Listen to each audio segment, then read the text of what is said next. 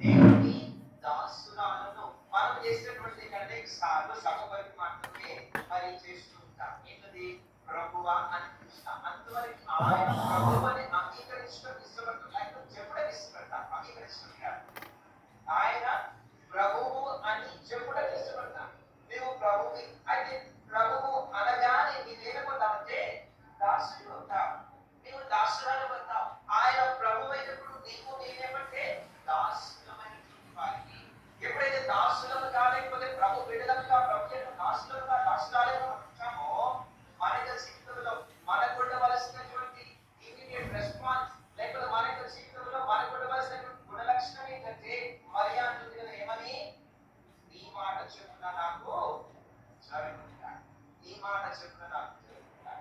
సోదరా సోదరి, దేవుని యొక్క మాట తన యొక్క జీవితంలో నెరవేర్చబడటకు ఇష్టపడుతున్నటువంటి స్త్రీగా కనబడతారు. ఎందుకంటే చాలా దురలక్షణాలు ఉన్నాయి ఆమె. తగ్గేదని ఆమె పరిశుద్ధురాలని దేవుని వాక్యం చూస్తున్నా. అయితే 2-3 విషయాలు మాత్రం ఆయన జీవితంలో నుంచి గమనించి మరి రోగాలలో పాల్పొందడానికి ప్రయత్నించిన తన యొక్క జీవితంలో ఎటువంటి స్త్రీ లేకపోతే ఎటువంటి మరి దేవుని యొక్క బిడ్డ అని గమనించినట్లయితే ఏమంటామని? నీ మాట నా జీవితంలో జరుగుతుంది. అది ఎంత కఠినమైనటువంటిదైనా సరే, ఎంత కష్టమైనటువంటిదైనా సరే ఆలోచించండి. ఒక 15 సంవత్సరం లేక మరి ప్రాయమైనటువంటి ఒక బిడ్డ మరి ఏ విధముగా లోకము లేకపోతే లోకము లేనటువంటి పరిస్థితులు తెలియనటువంటి ఆ యొక్క బిడ్డ తన యొక్క జీవితంలో పరిశుద్ధాత్మ దేవుని ద్వారా తాను గర్భము ధరించిన మీదట ఎన్ని రకాలైనటువంటి పరిస్థితులు ఎదుర్కోవాలి కదా, ఎన్ని రకాలైనటువంటి మరి మాటలను ఎదుర్కోవాలి, ఎన్ని రకాలైనటువంటి ఆలోచనలు ఎదుర్కోవాలి. సోదరా సోదరి, ఎంత కఠినమైనటువంటి నిర్ణయమో తన యొక్క జీవితంలో అది మనం ఇక్కడ గమనించినట్లయితే అది మన యొక్క ఆలోచనకు మించినటువంటి. మనం ప్రభువు మనకి ప్రత్యక్షమైనప్పుడు మనం సాధారణంగా ఏం కోరుకుంటామంటే, నా ప్రభు నాకు ఇది పోవాలి, ఇది కావాలి, లేకపోతే ఇది నాకు అవసరం, నా యొక్క బిడ్డలకి ఇది అవసరం, లేకపోతే నా యొక్క కుమారుడికి ఇది అవసరం, నా యొక్క కుమార్తెకి ఇది అవసరం, నా ఇంటికి ఇది అవసరం, ఆరోగ్యానికి ఇది అవసరం అని కోరుకుంటూ ఉంటాం. ఇది సహజమైనటువంటి విశ్వాసం యొక్క జీవితం. అయితే ప్రభు కొంతమందిని ఏర్పరుచుకుంటాడు. ఏర్పరుచుకొని వారి యొక్క జీవితాల నుంచి ప్రభు కోరుతా ఉంటాడు. వారి యొక్క జీవితాల నుంచి ప్రభు కోరుతా ఉంటున్నాడు. ప్రభు అంటున్నాడు కదా, అమ్మా మరి నీ జీవితంలో నుంచి నాకు కొంత మరి నీ యొక్క జీవితం నాకు అవసరము. ఇక్కడ ప్రభు తన యొక్క శరీరమును కోరుకున్నటువంటి వాడిగా ఉంటున్నాడు. యేసుక్రీస్తు వారు జన్మించాలంటే ఒక శరీరం దానికి పోయాలి కదా, శరీరం దానికి పోయాలి. యేసుక్రీస్తు వారిని మోసపెట్టుకోలేకాయ ఈ యొక్క మరియ సిద్ధపడినటువంటిదిగా ఎప్పుడైతే అంటాము, ఏమంటామంటే నీ చిత్తము లేకపోతే నీ మాట చెప్పున నా జీవితంలో జరుగుని కాక అంటా ఉందో, దేనికి అంగీకారం చెప్తా ఉందండి?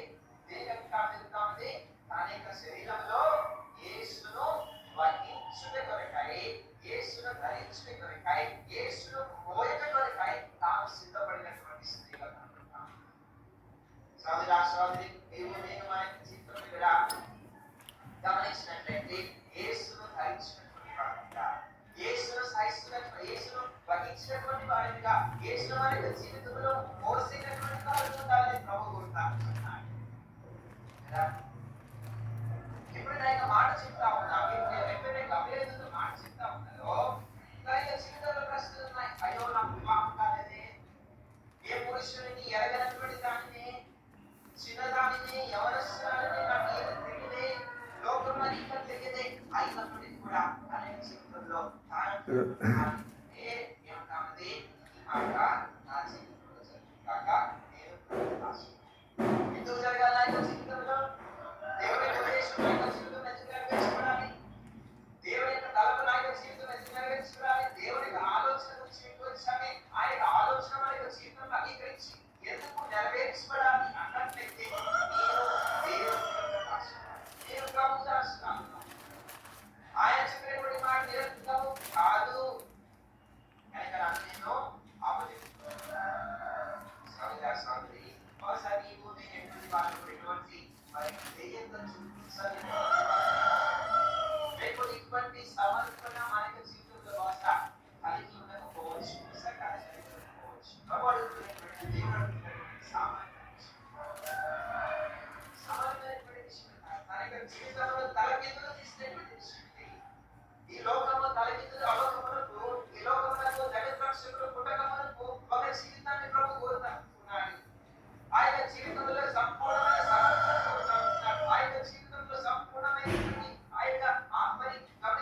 ఎప్పుడైతే విధేయతను కోరుతా ఉంటున్నాడు, ఆ జీవితంలో దేవుడు గమనించినట్లయితే సంపూర్ణంగా దేవుని జీవితంలో నెరవేర్చుకున్నాడు. చూడడానికి ఇష్టపడుతున్నటువంటి వాడుగా కనబడుతున్నాడు. ఆ యొక్క శరీరంలో కావాల్సిన ఏమంటున్నాడు? రోమిలకు రాసిన పత్రిక 12వ అధ్యాయం చదవండి. మా మొదటి వచనం రోమిలకు రాసిన పత్రిక 12వ అధ్యాయము మొదటి వచనం చదవండి. మొదటి వచనం. కాబట్టి సహోదరులారా, పరిశుద్ధమును అనుకూలమైన దేవునికి సజీవ యాగముగా మీ శరీరములను ఆయనకు సమర్పించు. ఏమంటున్నాడు పౌలు? సజీవ యాగముగా, పరిశుద్ధమైనటువంటిదిగా, అనుకూలమైనటువంటిదిగా ఈ సమర్పించండి. మీ శరీరమును సమర్పించండి. దేవుడి శరీరమును కోరుతా ఉంటున్నాడు. దేవుడి శరీరమును కోరుతా ఉంటున్నాడు. సహోదరి, దేవుని వాక్యానుసారంగా మన యొక్క శరీరంలో ఏం కావాలంటే పరిశుద్ధాత్మకు ఆలయం. మనము దేవునికి ఆలయమైన లేకపోతే ఆయన ఆలయంగా చేసుకోవడానికి ఇష్టపడుతున్నటువంటి వాడుగా ఉంటున్నాడు. అనగా మన యొక్క జీవితంలో దేవుడు లేకపోతే యేసుక్రీస్తు వారు జీవించడానికి ఇష్టపడుతున్నటువంటి వాడుగా ఉంటున్నాడు. ఇష్టపడుతున్నాడు. అయితే ఆ విధముగా మన యొక్క శరీరములను సమర్పించుకున్నామా లేదా? సమర్పించుకున్నామా లేదా? మన యొక్క శరీరమును సమర్పించుకున్నామా లేదా? ఇక్కడ మరియ గమనించినట్లయితే తన యొక్క జీవితంలో దేవుడు ఆ యొక్క విషయాన్ని తెలియపరుచినప్పుడు వెంటనే అంటున్నది కదా, అయ్యా నా యొక్క శరీరం నీకు సజీవ యాగముగా సమర్పించుకున్నా. మరి పరిశుద్ధమైనటువంటిదిగా, అనుకూలమైనటువంటిదిగా ఇక శరీరం గ్రహించగలుగుతున్నాం. ఇక శరీరం మహిమ కొరకు ఈ విధంగా వాడుకోవాలనుకుంటున్నావు వాడితో. ఇక లోక కళ్యాణం కొరకాయి, ఇక జగత్ యొక్క రక్షణ కొరకాయి ఇక శరీరం ఏ విధంగా నీవు వాడుకోవాలనుకుంటున్నావో వాడుకో.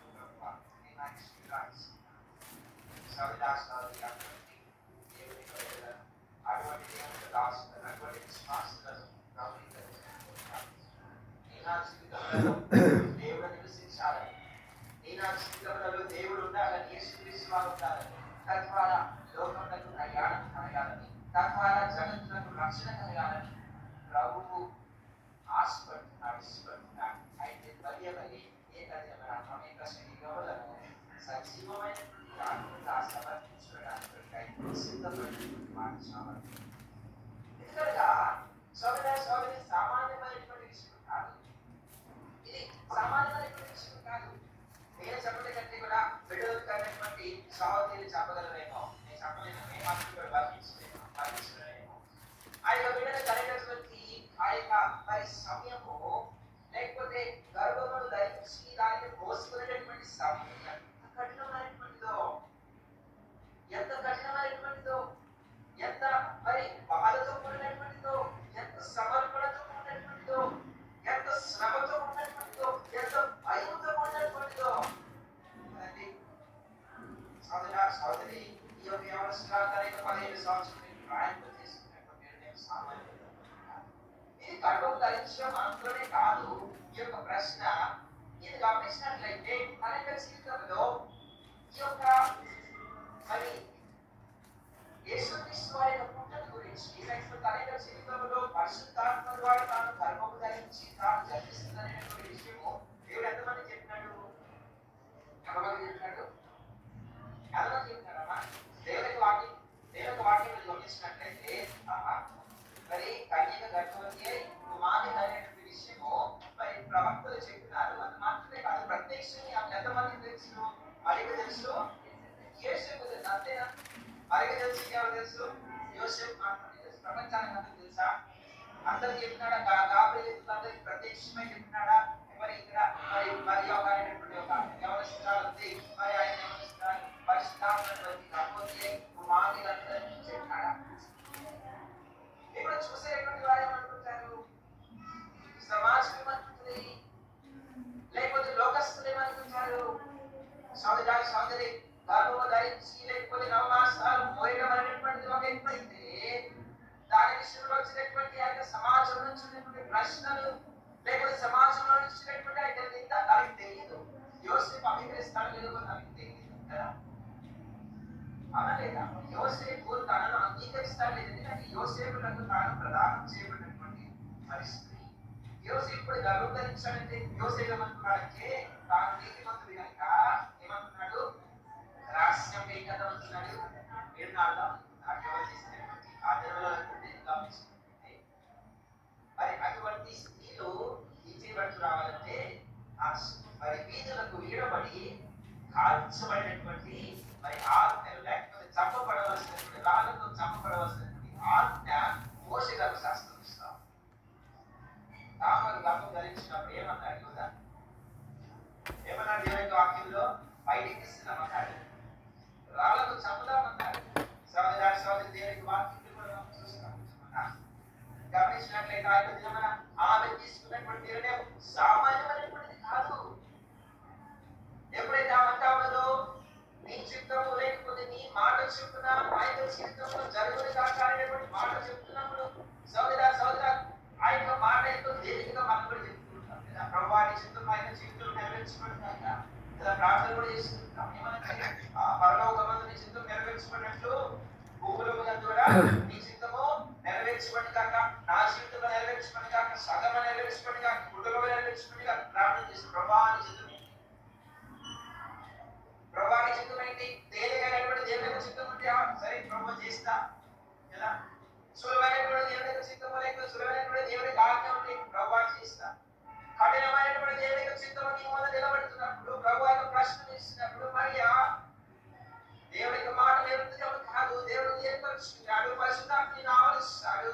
సిద్ధంగా ఉన్నామంటే మర్యాదలు లేదా what ever is the consequence, వచ్చినటువంటి పరిస్థితి ఎటువంటివైనా సరే, వచ్చినటువంటి అవమానాలు ఎటువంటిదైనా సరే, వచ్చినటువంటి పరిస్థితి లేకపోతే కఠినమైనటువంటి సమస్యలు, శ్రమలు ఎంత కఠినమైనటువంటివైనా సరే, దేవుడు నా ప్రభు నాకు చెప్పినాడు కనుక, నా ప్రభువులకు నేను దాసులను కనుక ఏం చేస్తానంటే ఆయన యొక్క మాట నా జీవితంలో సోదరి గమనించినట్లయితే ఎంతో గొప్ప మరి సజీవమైనటువంటి యాగముగా దానికి శరీరం సమర్పించినటువంటి మరియా ఈ కవినము కూడా సోదరి ప్రభువు ఈ లోకములకు కనబడాలంటే, ఈ దినంలో కూడా ప్రభువుని కుటుంబానికి కనబడాలన్నట్లయితే ఈ దినంలో కూడా 2 కొరింథీయులకు రాసిన పత్రిక 4వ అధ్యాయం 2 కొరింథీయులకు రాసిన పత్రిక 4వ అధ్యాయం చదువుదాం. దగ్గర 10వ వచనం, యేసు యొక్క జీవము నా శరీరమును ప్రత్యక్షపరచబడుతున్నాయి, యేసు యొక్క మరణానుభవమును నా శరీరమందు ఎల్లప్పుడూ వహించుకుంటాను. నేను గమనించినట్లయితే పౌలు చెప్తున్నటువంటి మాట శరీరమందు ఏంటంటే వహించుకునేది యేసు యొక్క జీవము, యేసు యొక్క మరణం అనగా యేసు ప్రభువుని మన యొక్క శరీరములలో వహించుకోవటము, హరించటము సామాన్యమైన అనుభవం కాదు, సులభమైనటువంటి అనుభవం కాదు. అందుకని యేసుక్రీస్తు వారు అంటున్నాడు, ఏమంటాడు, ఎవరైనా నాగంట వెంబడి రావాలన్నట్లయితే ఏం చేయాలంట తను తాను ఉపేక్షించుకోవాలి. తండ్రి నేను ప్రేమించున్నాడు, నాకు ఆత్రుడు కాడు. సోదరి సమాజం గురించి లేకపోతే వచ్చినటువంటి ప్రశ్నల గురించి మరి యొక్క బంధువురాలైనటువంటి మరి ఎలిజబెత్ గురించి రాయబడతా వచ్చింది అని తెలియదు. అది మన అనుకుంటుంది కానీ తల్లి గురించి తండ్రి గురించి రాయబడుతున్నారు. లేకపోతే అక్కడ ఉన్నటువంటి సమాజంలో పరిస్థితుల గురించి ఇక్కడ రాయబడి రాలేదు. ఆయన తన యొక్క జీవితంలో గమనిస్తున్నాడు. ప్రభు మాటకు వినినప్పుడు, ప్రభు మాట తన యొక్క చెవుల వరకు మరి తాను ప్రత్యక్షంగా గమనించినప్పుడు, చూసినప్పుడు అది ఎంత కఠినమైనటువంటి నిర్ణయం, ఎంత కష్టమైనటువంటి నిర్ణయమైనా సరే, ఊహించలేనటువంటి మరి పరిస్థితులు తన యొక్క జీవితంలో ఎదుర్కోవాల్సినటువంటి అవసరత ఏర్పడినా సరే ఆయన కావాలంటే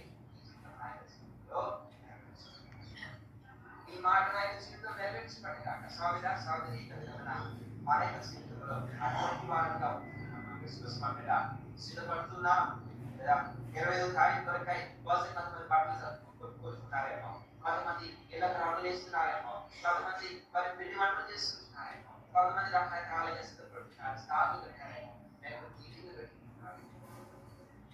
క్రిస్మస్ అనేటటువంటి లోకంలో కాలబడి కొరకై మరియా అనేటువంటి స్త్రీగా శరీరాన్ని ప్రభు కొరకే సజీవ యాగంగా సమర్పించుకుంది. ఏకదేవున పండుగ చేసుకుంటున్నావా? లేకపోతే పండుగ లోకమునకు వాస్తవికముగా లేకపోతే నిజముగా సత్యంగా కనబడే కొరకాయి నీక జీవితంలో నిన్ను నీవు ప్రభు కొరకాయి సజీవ యాగంగా సమర్పించుకుంటున్నావా? ఈ యొక్క మాటను గమనించినట్లయితే ఈ మాట నా జీవితంలో నెరవేర్చుకునే కాక జరుగును కాక అన్నప్పుడు ఆయన మాట జరగాలంటే ఎవరి మాట కొట్టివేయబడాలండి? మన మాట కొట్టివేయబడాలి. దాన్ని యేసు ప్రభు వారి సమీపంగా చూద్దామండి. మత్తయి 26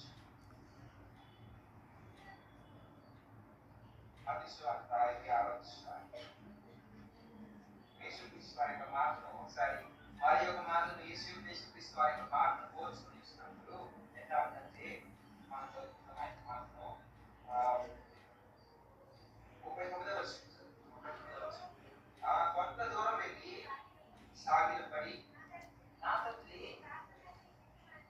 నా తండ్రి సాధ్యమైతే ఈగిన నా నుండి తొలగిపోని ఆయనను నా ఇష్ట ప్రకారం కాదు కానీ నీ చిత్త ప్రకారమే కాదు. యేసుక్రీస్తు వారు మరి యొక్క గర్భంలో యేసుక్రీస్తు వారు చెప్పినటువంటి మాట మరి యొక్క మాటతో పోల్చి చూసుకున్నప్పుడు మరి చాలా అద్భుతంగా కనబడతాం. యేసుక్రీస్తు వారు ఏమంటున్నాడు? ఏమంటున్నాడంటే నా ఈగిన సాధ్యమైతే ఈగిన నా ఎదురు నుండి తొలగిపోవు, ఆయనను నా ఇష్ట ప్రకారం కాదు నీ చిత్తము నెరవేర్చబడకపోతే యేసు ప్రభువు చెప్తున్న మాట ఏమంటున్నాడు? నీ చిత్తము నెరవేర్చబడాలంటే మొట్టమొదటి ఆయన చెప్పినటువంటి మాట ఏంటంటే నా ఇష్ట ప్రకారము కాదు.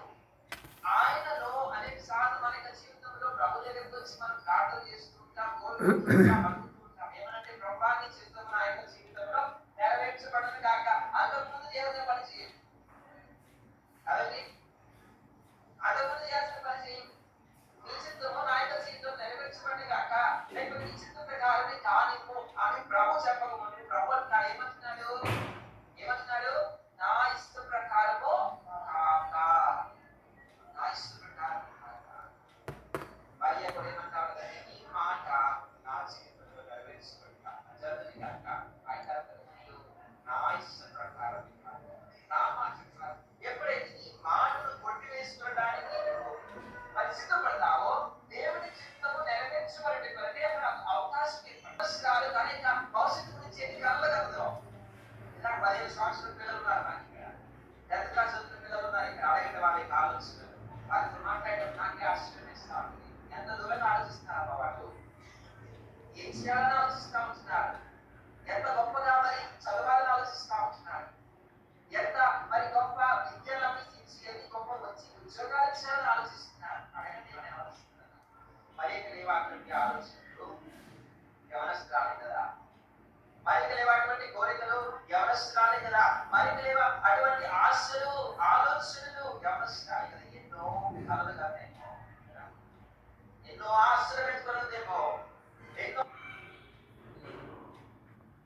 నువ్వు ఖాళీ చేసుకోవడానికి కొరకు ఇష్టపడతావో, ఎప్పుడైతే నీవు సంపూర్ణంగా ప్రభుకి అప్పచెప్పుకోవడానికి ఇష్టపడతావో అటువంటి పాత్రలను ప్రభు వాడుకుంటాడు. అటువంటి పాత్రలో దేవుని యొక్క చిత్తం నెరవేర్చబడడానికి అవకాశం ఉంది. లేకపోతే దేవుని యొక్క చిత్తం నెరవేర్చబడదు. దేవుని యొక్క చిత్తం ప్రత్యక్షము అవుట ఒక విషయం అయితే దేవుని యొక్క చిత్తము నెరవేర్చబడడం మరొక విషయం. దేవుని యొక్క మాట ప్రత్యక్షం అవుట ఒక విషయం అయితే దేవుని యొక్క మాట నెరవేర్చబడడం మరొక విషయం. నీ యొక్క జీవితంలో అవకాశం ఇస్తేనే దేవుని యొక్క చిత్తం నెరవేర్చబడదు. ఏదైనా సరే, ఎవరి విషయమైనా సరే, నీకు బిడ్డల విషయమైనా సరే, నీకు కుటుంబం, నీకు భర్త విషయమైనా సరే, నీకు చదువు, ఉద్యోగం, వివాహం, లేకపోతే పరిస్థితి దేని విషయమైనా సరే, నీకు చిత్తాన్ని ఎప్పుడైతే కొట్టలిస్తున్నావో, నీకు చిత్తాన్ని ఎప్పుడైతే నువ్వు ఖాళీస్తున్నావో, నీకు ఇష్ట ప్రకారమైనటువంటి విషయాలను వదులుకుంటావో అప్పుడు దేవుని చిత్తం నెరవేర్చబడే అవకాశం ఆయన చాలా ఎక్కువ. అది కష్టమైనటువంటి అయినప్పటికీ కూడా మర్యాద మీద నాశనం తన కోరికలను కూడా తెలుస్తుంది. తన ప్రణాళిక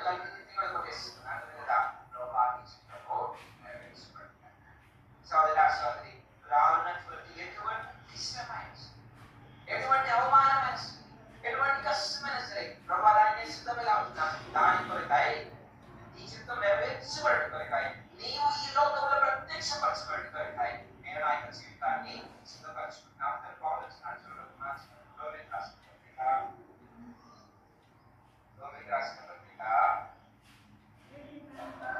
8వ అధ్యాయం. రోమిలికి రాసిన పత్రిక 5వ అధ్యాయం చదువుతున్నాం. 35వ వచనం. క్రీస్తు ప్రేమ నుండి మనలను ఎడబాపు వాడెవడు? శ్రమైనను, బాధైనను, హింస అయినను, కరువైనను, వస్త్రహీనత అయినను, ఉపద్రవమైనను, కడుకమైనను మనలను ఎడబాపు కదా. మనల్ని ఎడబాపు ఆలోచన ఏమంటున్నాడంటే, అందుకని మనం చదువుకుంటూ వచ్చాం. 2 కొరింథీయులకు రాసిన పత్రిక 4వ అధ్యాయం ఏమంటున్నాడంటే, యేసు యొక్క జీవము, యేసు యొక్క మరణం కూడా మనకి శరీరం ఏం చేస్తున్నామంటే, మనకి శరీరం ఏం చేస్తున్నామంటే వహిస్తూ ఉంటున్నాం.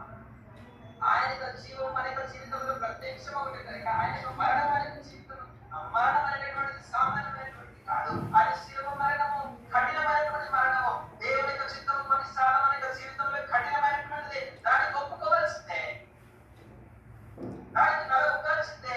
లేకపోతే ఈ లోకానికి జగత్ రక్షకుడు వ్యాపారం కాదు. ఈ లోకంలో ఆయన రక్షణ కార్యం ఎట్లా జరుగుతుంది? సోదరా సోదరి, దేవుడు ఎత్తినాడేమో మరియా కనుగొన్నాడు. మరియా అనేటువంటి స్త్రీ జీవితంలో కఠినమైన చిత్రం కూడా ఒప్పుకోవడానికి కొరకై సిద్ధపడినటువంటి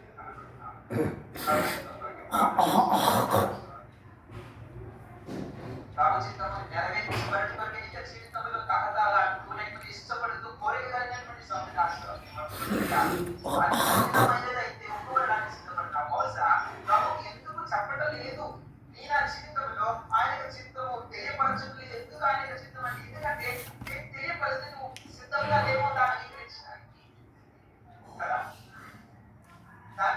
ప్రభు తెలియపరిచినప్పుడు దాన్ని అంగీకరించడానికి సిద్ధంగా లేమో. సోదరా సోదరి, మన యొక్క జీవితంలో కూడా కఠినమైనటువంటి ఆయన చిత్తము నెరవేర్చబడి సిద్ధపడినటువంటి వారిమైనా చిత్తము తెలియపరచుకోవాలి.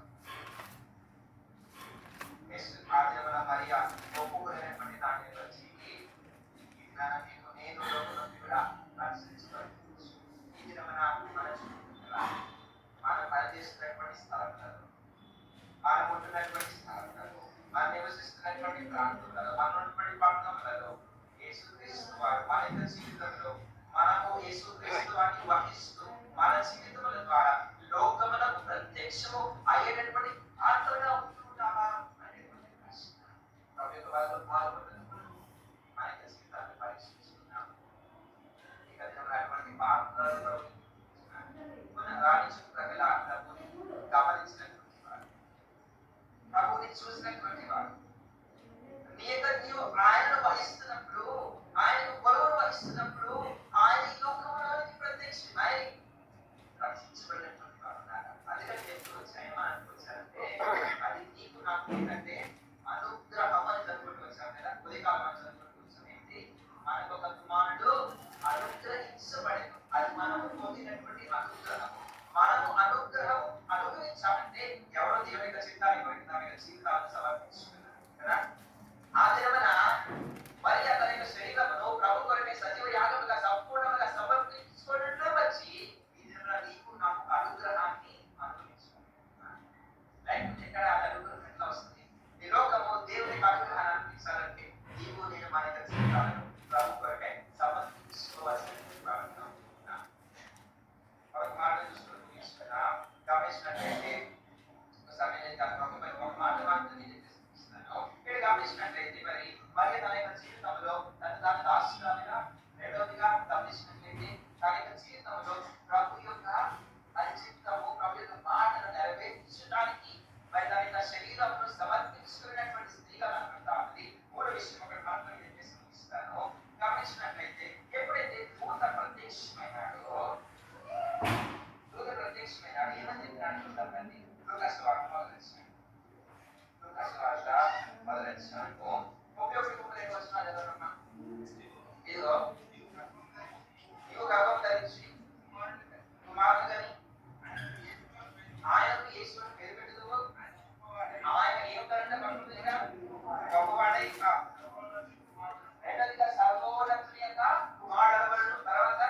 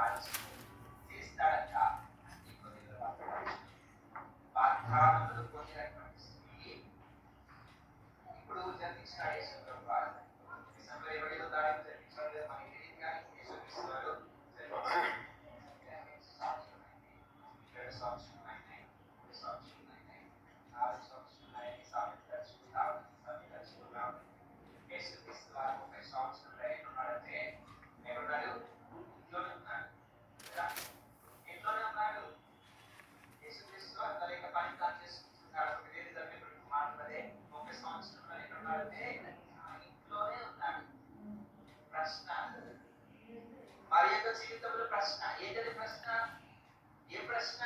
గొప్పవాడు అంటున్నాడే, నా కుమారుడు ఇంట్లో పని చేస్తున్నాడు, రాజ్యం ఏంటని చెప్పినాడే ప్రభు, ఇంట్లో పని చేస్తున్నాడు, యుగ యుగముల వరకు మరి యాకోబు వంశస్థుల మీద అంతమైనటువంటి రాజ్యం చేస్తాడని ప్రభు చెప్పినాడే, ఇంట్లోనే పని చేస్తున్నాడు. ఎన్ని సంవత్సరాలు ఆగింది? అంటే ఉదయకాల సమయంలో మన చదువుకుంటూ వచ్చింది ఎప్పుడైతే ఆయన కాల విధిలో రాక్షసమైపోయిందో వివాహం విధు వాళ్ళు వచ్చి ఏం చేయాలంటే మనకి ఇష్టం ఎవరు అడిగారు? అమ్మా? తల్లి అడిగారా? తల్లి ఏమడిగింది?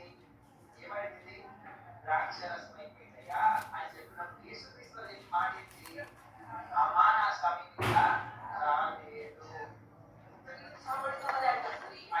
మరి తల్లి అయినటువంటి మరియా 30 సంవత్సరాలు అయిపోయింది, 30 సంవత్సరాలు అయిపోయింది, ఇంకా సమయంలో ఆయన చదివించి యేసుని దేవుడు నాకు గౌరవిస్తున్న ప్రత్యక్షమై చెప్పినటువంటి మాట ఏంటంటే ఆయన గొప్పవాడు అని చెప్తున్నాడే, ఆయన రాజ్యం లేదని చెప్తున్నాడే, ఆయన సర్వోన్నతుడి కుమారుడని చెప్తున్నాడే, లేకపోతే ఆయన రాజ్యం అంచులో లేనటువంటిదని చెప్పినాడే. 30 సంవత్సరాలు చదువు చూస్తున్నా, 15 సంవత్సరాలు తెలుసుకున్నా, 20 సంవత్సరాలు తెలుసుకున్నా. మన భారతదేశ లెక్క ప్రకారం 18 తర్వాత అడల్ట్స్ అంటారు కదా, అడల్ట్స్ అంటారు, వాళ్ళకి ఓటు హక్కు ఇస్తారు, పెద్దవాళ్ళు అంటారు. బయట దేశాలు గమనించినట్లయితే 18 సంవత్సరాలు రాగానే బయటికి తోలేస్తారు, బయటికి తోలేసి నీ బ్రతుకు అంటారు. సోదరి 18 సంవత్సరాలు దాటిపోయి 20 సంవత్సరాలు దాటిపోయి 30 సంవత్సరాలు అవుతున్నాయి. తల్లి అయినటువంటి మరి హృదయంలో ఏమన్నదంటే చెప్పినాడు కదా ప్రభు, వాగ్దానం చెప్పినాడు కదా, ప్రవచనం చేసినాడు కదా ప్రభు, నా బిడ్డేంటి ఇంకా 30 సంవత్సరాలు వచ్చిన తర్వాత అంటున్నాడు కదా, నా సమయం ఇంకా.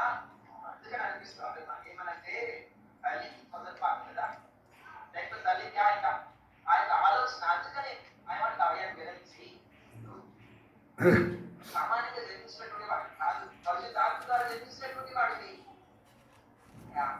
అద్భుతమైనటువంటి కార్యం జరిగించినటువంటి అవకాశం ఉంది. ఏదో ఒకటి వేసుకోమంటున్నాడు. ఏమంటున్నాడు? నా సమయం నేను ఈ లోకంలో నన్ను ప్రత్యక్షపరచుకునేటువంటి సమయం 30 సంవత్సరాలు దేవుని యొక్క వాగ్దానం. అందుకని ఆనావిధిలో యేసు ప్రభువారు చేసినటువంటి మొట్టమొదటి సూచన క్రియ, యేసుక్రీస్తు వారు గొప్పవాడని, సర్వోన్నతులకు కుమారుడు, దేవుని యొక్క కుమారుడని, ఆయన దావీదు సింహాసనాన్ని అధిరోహిస్తాడని, మరి అంతమైనటువంటి రాజ్యము మరి ఆయన కలిగినటువంటి వాడని, ఆ యొక్క వాగ్దానం అనేక జీవితంలో నెరవేర్చబడిన లేకపోతే దాంట్లో కొంత అంశము చూసిన వరకు ఎన్ని సంవత్సరాలు తెలుస్తున్నా? 5 సంవత్సరాలు దేవుని యొక్క జీవితంలో చేసి, దేవుని యొక్క కఠినమైనటువంటి జీవితం అనేక జీవితం అంగీకరించి, తన యొక్క జీవితంలో మరి ఎన్ని అవమానములు లేకపోతే ఎన్ని బాధలు ఎన్ని కష్టములను పడిందో ఆయన ఆ యొక్క స్త్రీ ఆయన దయ మనకు తెలియదు. కానీ సముద్రంలో స్థావు లేకపోతే గొర్రె లేకపోతే పశువుల స్థాయిలో తన యొక్క బిడ్డను కలిగినటువంటి ఆ యొక్క తల్లి గమనించినట్లయితే 30 సంవత్సరాలు తన యొక్క కోరిక ఇవన్నీ కూడా దేని కొరకే అంటే నా యొక్క బిడ్డ అయిపోతాడు గొప్పవాడు. ఎక్కడయ్యాడు? 15 సంవత్సరాలు దాటిపోయింది, 20 సంవత్సరాలు దాటిపోయింది, దినాలు గడిచిపోతున్నాయి. దేవుని యొక్క వాగ్దానం ఎక్కడ? దేవుని యొక్క మాట ఎక్కడ? గమనించ ప్రత్యక్షంగా చెప్పిపోయినాడు. మరి అగ్నిశ్రీయుడు దేవుడు మాట చెప్పిపోయినాడు. అబ్రహాము దేవుని యొక్క వాగ్దానం నెరవేర్చబడిన ఎన్ని సంవత్సరాలు చూసాడమ్మా? 25 సంవత్సరాలు. దేవుని యొక్క మాట తల్లి అయినటువంటి మరియా తన యొక్క జీవితంలో చూసిన వరకు ఎన్ని సంవత్సరాలు? సోదరి అనేక సార్లు మన యొక్క జీవితంలో గమనించినట్లయితే దేవుడు మన యొక్క జీవితంలో దాని యొక్క చిత్తాలను నెరవేర్చడం ఇష్టపడినప్పుడు, దానికి ఒప్పుకున్నప్పుడు వెంటనే ప్రతిఫలం కూడా చూడలే. ఒప్పుకున్నానే, కష్టపడ్డానే, నా యొక్క శరీరాన్ని ప్రభు కొరకై సజీవమైనటువంటి యాగముగా సమర్పించుకున్నానే, అవమానాలు పొందినానే, నా యొక్క ఆశలను, నా యొక్క కళలను ప్రభు కొరకై, లేకపోతే నా యొక్క కోరికలను, నా యొక్క ప్రణాళికలను అన్ని వదులుకున్నానే. ఎక్కడ గొప్పతనము? సోదరి మనలో ఉన్నటువంటి శ్రేష్టమైన మరొక లక్షణం ఏంటంటే ఎంతో ఓర్పు కలిగినటువంటి.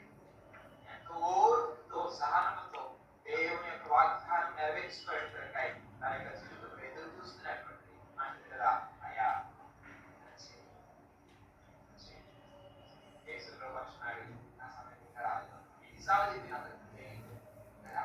ఎన్నిసార్లు ఎదురు చూస్తున్నా అంతకు తెలియదు. యేసు ప్రభా చెప్తూ శ్రమ ఆయన సమయం, ఉదయానికి సమయం, ఆయన సమయం వరకు వచ్చే వారికి ఎదురు చూస్తాం. చాలా విషయాలు నేను నాకు తీసుకున్నాయి. ఇది నాకు దొరికాయి. సోదరి సోదరి ఈ దినంలో మరి యొక్క జీవితంలో ఒక శ్రేష్టమైనటువంటి గుణాలను మనం తీసుకొచ్చు. ఆయన ప్రభువు నేను దాసుడు. ఈ దినం నా ప్రభువుగా అనుకుంటున్నావు. దాసుని ఇవ్వడానికి ఇష్టపడుతున్నావా? రెండవగా దాసుని ఆయనకు ఇష్టపడినప్పుడు ఎంత కఠినమైనటువంటిది సరే ఆయన మాట నీ యొక్క జీవితంలో నెరవేర్చమని ఇష్టపడుతున్నావా? ఈ యొక్క శరీరంలో ఆయన యొక్క మరణం, ఈ యొక్క శరీరంలో ఆయన యొక్క జీవనం సహిస్తూ వహిస్తూ భరిస్తూ ఈ లోకం యొక్క రక్షణ కొరకాన్ని నేను సిద్ధపరచుకుంటూ యేసుక్రీస్తు వారి నీ యొక్క జీవితం ద్వారా నీ యొక్క శరీరం ద్వారా నేను క్షమార్చగలుగుతున్నావా? తద్వారా అనేక మంది రక్షించబడుతున్నారు. తద్వారా అనేక మంది మేలు పొందగలుగుతున్నారా? వారి యొక్క జీవితం